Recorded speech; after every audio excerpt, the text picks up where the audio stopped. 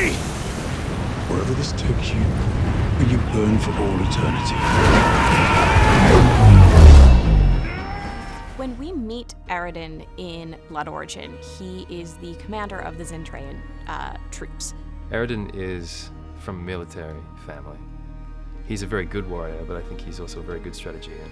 Under the Empress, he has brought all of the kingdoms together, and he is in charge of leading them into, a new future under her. He's incredibly ambitious, and I don't think being captain is enough for him. He wants to kind of become a high commander, and maybe has aspirations beyond that. What's funny to me is we've actually met Aroden already on the Witcher main series. Aroden is actually the leader of the Wild Hunt. We've been seeing him just behind a mask.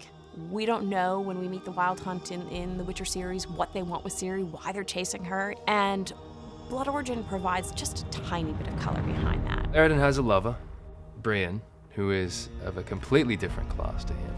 Despite their differences, there is an incredibly strong love between the two.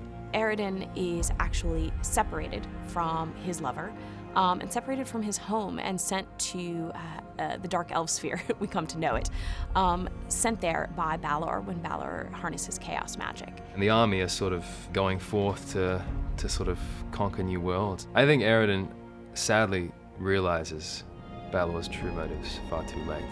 You understand that so much is ripped from him in this story. So one of my favorite things that Sapkowski does in his books is he sort of blurs the line between good and evil. So Aroden, who is the head writer of the Wild Hunt, when we meet him in The Witcher, he seems solely like a bad guy. So when debating putting Aroden in Blood Origin, one of the things that was really important to Declan was making sure that we could fill out his backstory, that we could understand when we meet him in The Witcher why he's after Ciri, what that can do for him. He will do anything to get back to the continent, to get back to that life that he lost. I think his ambition is primarily driven by love. I mean, he wants to conquer, but he wants to conquer in the name of, I think, what he believes anyway is the best for his people.